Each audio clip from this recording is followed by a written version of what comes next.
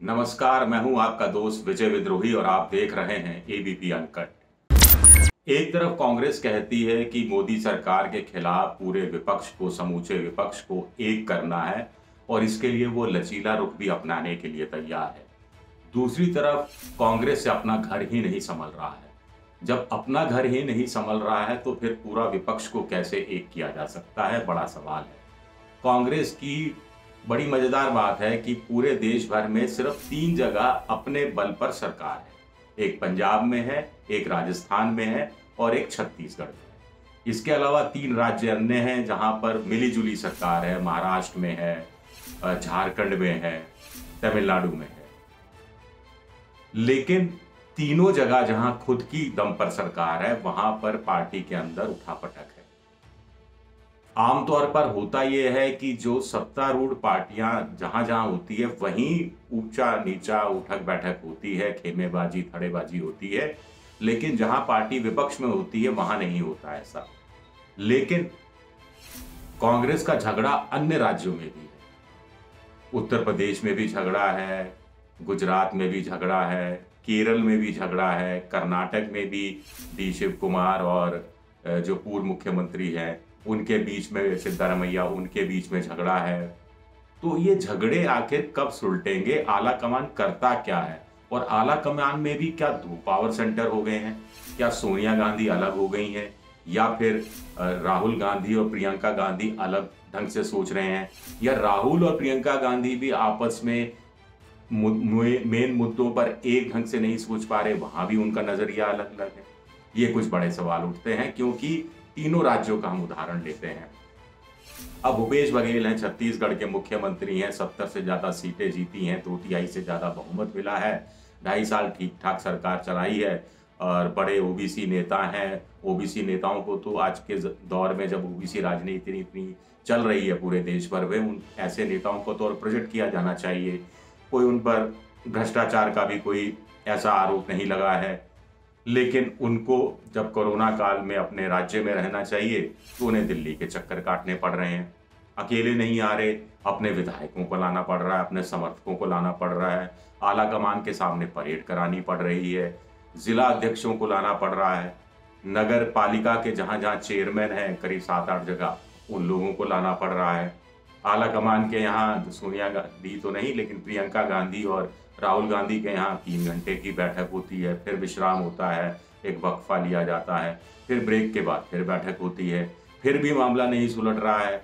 स्वास्थ्य मंत्री भी, जिनको कोरोना संभालना चाहिए, वो छत्तीसगढ़ भवन जो दिल्ली में है वहाँ पड़े हुए हैं। वो भी अपनी ताकत आजमाइश कर रहे हैं। वो भी कह रहे हैं साहब, जो भी खिलाड़ी होता है एक दिन कप्तान बनना चाहता है तो कप्तान बनने की इच्छा है तो इसमें क्या बुराई है? नहीं है, कोई कतई बुराई नहीं है, लेकिन अपनी पारी का इंतजार कीजिए। अभी कप्तानी अच्छी भली चल रही है, कप्तान जो है वो गोल पे गोल कर रहे हैं, बीजेपी की घेरेबंदी हो रही है, तो ऐसे में कप्तान क्यों बदलेगी कोई टीम? कोई सफल टीम है तो वो क्यों कप्तान बदलेगी? एक बड़ा सवाल है। ये बात आला कमान क्यों नहीं समझा पा रहा सिंहदेव को? मजेदार बात यह है कि इतना सब हो जाता है, इतने दौरे हो जाते हैं, इतने घंटों की बैठक हो जाती है, उसके बाद राहुल गांधी कहते हैं ठीक है अगले हफ्ते छत्तीसगढ़ आएंगे, 3 दिन रहेंगे, बस्तर के आदिवासी इलाके में जाएंगे, वहां बात करेंगे। अरे भैया, जब रायशुमारी करनी है, विधायकों से बात करनी है, उनकी राय लेनी है, तो दिल्ली में विधायक मौजूद थे, उनसे पूछ लेते, लेकिन नहीं पूछा गया। अब छत्तीसगढ़ में भी आएंगे, छत्तीसगढ़ में भी अगर ज्यादातर विधायक जो कि वाकई में भूपेश बघेल के साथ हैं, वो कहेंगे कि साहब हम तो भूपेश बघेल के साथ हैं, तो क्या आला कमान फिर कहेगा नहीं साहब अब तो हमारी सुनिए, हम तो चाहते हैं मुख्यमंत्री 2.5 साल बाद बदल दिया जाए, क्योंकि एक डील हुई थी। अब डील हुई थी नहीं हुई थी ये भी क्लियर नहीं है, कोई नहीं कह रहा डील हुई थी, लेकिन डील की बात सब जगह चल रही है। वो बात जिसका सारे फसाने में जिक्र ना था, वो बात उनको बहुत नागवार गुजरी है। चलिए चलते हैं पंजाब। पंजाब में पीसीसी अध्यक्ष नवजोत सिद्धू को बनाया गया। सिद्धू का एक सलाहकार, 4 थे, उसमें से एक सलाहकार को इस्तीफा देना पड़ा क्योंकि उन्होंने कह दिया था कश्मीर कश्मीरियों के लिए है, जैसे कश्मीर अलग देश है और भारत अलग देश है, तो इस्तीफा बनता ही था, लाजमी ही था। अब सिद्धू कह रहे हैं कि साहब देखिए, आला कमान मेरी बात नहीं मान रहा और मैं ईंट से ईंट बजा के रख दूंगा, और अगर मेरी बात मानी गई तो पंजाब में ऐसी कांग्रेस की सरकार आएगी जो 20 साल तक सत्ता में रहेगी, 20 साल सत्ता से हट नहीं पाएगी। ये बूस्टिंग ठीक है, चलिए अपने कार्यकर्ताओं में जोश डालने के लिए ये बात अच्छी है, करनी भी चाहिए। लेकिन ईंट से ईंट बजा दूंगा, ये कौन सी भाषा है? इस भाषा का इस्तेमाल तो विपक्षी नेताओं के लिए किया जाता है। आजकल तो विपक्षी नेताओं के लिए भी इस भाषा का इस्तेमाल कायदे से नहीं किया जाना चाहिए, लेकिन आला कमान की आप ईंट से ईंट बजा देंगे, कांग्रेस की आप ईंट से ईंट बजा देंगे। किस भाषा का इस्तेमाल कर रहे हैं और आपको सहन किया जा रहा है? कैप्टन अमरिंदर सिंह 80 साल के हो गए, मान लीजिए आप पार्टी चाहती है कि वो रिटायर हो और युवा नेतृत्व को सामने लाया जाए, लेकिन युवा नेतृत्व इस हिसाब से तो होना चाहिए जो 4 साल पहले बीजेपी में थे और उसके बाद आम आदमी पार्टी में भी घुसने की एक तरह से कोशिश की थी। लेकिन ऐसे शख्स को इतनी अहमियत प्रियंका गांधी देती हैं, सोनिया गांधी नहीं देती हैं। सोनिया गांधी, राजीव गांधी ये कैप्टन अमरिंदर सिंह के दोस्त रहे हैं। कैप्टन अमरिंदर सिंह भी नहीं चाहते कि जो सियासी शाम अपनी जिंदगी की वो बिता रहे हैं उसमें और ज्यादा अपमान हो। आला कमान को ये क्यों समझ में नहीं आ रहा कि कुल मिलाकर 25 विधायकों का सवाल है, 6-7 महीने बाद चुनाव है, 25-26 विधायकों को साफ है 77 में से कि उनका टिकट कटेगा और कैप्टन अमरिंदर आमादा है उनके टिकट काटने के लिए, ऐसा माना जा रहा है, ऐसा पर्दे के पीछे से कहानी आ रही है। तो ये 25-26 विधायकों को लगता है कि कैप्टन साहब तो हमारा टिकट काट ही देंगे, तो क्यों ना जो क्रिकेट के जो एक तरह से कैप्टन तो नहीं रहे, खिलाड़ी ही रहे, नवजोत सिद्धू, उनके पास चला जाए। नवजोत सिद्धू बचा लेंगे, छक्का मार देंगे, सियासी छक्का मार देंगे, लेकिन वो तो रिवर्स स्वीप के चक्कर में है सिद्धू। रिवर्स स्वीप बड़ा खतरनाक होता है, चल गया तो चौका, नहीं तो आपकी विकेट गिरनी, आपका बोल्ड होना, क्लीन बोल्ड होना करीब करीब तय है, नहीं तो गेंद इधर उधर उछलेगी और आप स्लिप में या सिली पॉइंट पे कैच हो जाएंगे, ये भी तय है। तो ये मूल क्यों नहीं समझ पा रही? राजस्थान का मुद्दा ले, 1-1.25 साल हो गया सचिन पायलट और अशोक गहलोत के बीच घमासान मचा हुआ है। अभी पिछले 2 महीने में अचानक चीजें सक्रिय हुई। जो माकन साहब हैं, अजय माकन प्रभारी, उनके लगातार दौरे हुए, मंत्रिमंडल विस्तार की बात हुई। अब बात वहां अटकी हुई है कि 9 पद खाली हैं, 9 के 9 तो नहीं भरे जाएंगे, शायद 6 या 7 भरे जाएं। उसमें से अशोक गहलोत नहीं चाहते कि पुराने मंत्रियों को हटाया जाए और सचिन पायलट के गुट के लोगों को भी इसमें समावेश करना है, डालना है। जो बहुजन समाज पार्टी के 6 विधायक पूरे के पूरे कांग्रेस में आगे आ मिले थे, उनमें से कुछ को मंत्री तो बनाना ही पड़ेगा। फिर जो 10-12 जो निर्दलीय विधायक हैं जो बिना निस्वार्थ भाव से अशोक गहलोत की सेवा कर रहे हैं, उनको भी थोड़ी सी मेवा देनी पड़ेगी। फिर दूसरे जो समर्थक हैं जो कांग्रेस के अंदर रह रहे हैं, लॉयल हैं, जो ना सचिन पायलट के साथ गए, ना जब बहुजन समाज पार्टी से चुनाव जीते, ना निर्दलीय चुनाव जीते या किसी से निर्दलीय चुनाव अपने समर्थकों से लड़वाया और जितवाया उनको, वो कह रहे हैं साहब हमारी क्या गलती, हम लॉयल रहे तो हमारी क्या गलती, तो हमारे हिस्से भी तो कुछ आना चाहिए। तो ये बहुत बड़े सवाल हैं जो कि हल नहीं हो पा रहे उस रूप में।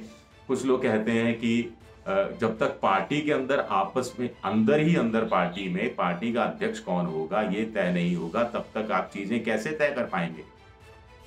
2 साल हो गए करीब करीब, राहुल गांधी कहते हैं मुझे अध्यक्ष नहीं बनना, किसी और को बना दो। बाकी जो लोग कह रहे हैं साहब आप ही हमारे अध्यक्ष हो, तुम्हें माता चा पिता तुम आप ही हो साहब, जो कुछ हो। कह रहे हैं साहब मैं नहीं बनूंगा साहब। आप नहीं बनेंगे, किसी और को बना दो, तो फिर आप फैसले क्यों ले रहे हैं? आप बुला क्यों रहे हैं? भूपेश बघेल से किस हैसियत से आपने बात की? पूर्व कांग्रेस अध्यक्ष की हैसियत से बात की। सचिन पायलट के झगड़े में, कैप्टन अमरिंदर सिंह के झगड़े में आप किस हैसियत से बात कर रहे हैं? ये एक बड़ा सवाल उठता है। और दूसरी बात है कि जब आप अध्यक्ष नहीं बनना चाहते, लीड फ्रॉम द फ्रंट नहीं करना चाहते, लीडर कौन होता है? लीडर तो वही होता है ना जो लीड करे, विपरीत परिस्थितियों में लीड करे और विपरीत परिस्थितियों में हार के डर से नहीं डरे, और जबकि अपने कार्यकर्ताओं में जोश भरे, अपने मंत्रियों में जोश भरे, नेताओं में जोश भरे, लेकिन वो चीजें तो साफ दिख नहीं रही।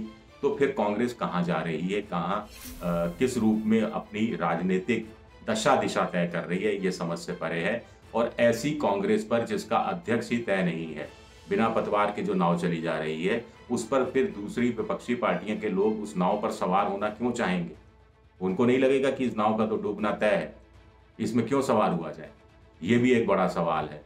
तो इन सब चीजों पर भी गहन विचार विमर्श कांग्रेस को करने की जरूरत है। इसलिए करने की जरूरत है क्योंकि लोकतंत्र में 2 बड़ी राष्ट्रीय पार्टियों का कम से कम होना जरूरी है, 2 नेशनल पार्टीज का होना जरूरी है। इसलिए भी कांग्रेस को आत्ममंथन करना चाहिए, मैं आप कांग्रेस से बात कर रहा हूं तो आला कमान की बात कर रहा हूं, राहुल गांधी, प्रियंका गांधी की बात कर रहा हूं कि उनको आत्ममंथन इस हिसाब से भी करना चाहिए कि पिछले 2 लोकसभा चुनाव में पार्टी की सीटें भले ही 44 और एक बार 52-53 आई हो, लेकिन वोट परसेंटेज 20% रहा, करीब 12 करोड़ वोट मिले। बीजेपी को वोट पिछली बार कितने मिले थे? करीब 24 करोड़, 23 करोड़ शायद वोट मिले थे। तो और सीटें मिल गई थी 302 के आसपास। कांग्रेस को 12 करोड़ वोट मिला, सीट मिली करीब 52-53 के आसपास। और बाकी विपक्षी पार्टियां जो प्रमुख बड़ी पार्टियां हैं, 3, 4, 5 पार्टियों को भी जोड़ दिया जाए तो इनका जोड़ मिलाकर भी वोट परसेंटेज 12 करोड़ के आसपास भी नहीं पहुंचता। ये बात भी ध्यान रखने की जरूरत है। तो इस सवाल को भी इस मद्देनजर भी से भी कांग्रेस को चीजों को देखे जाने की जरूरत है। शुक्रिया आप सबका, बहुत बहुत शुक्रिया।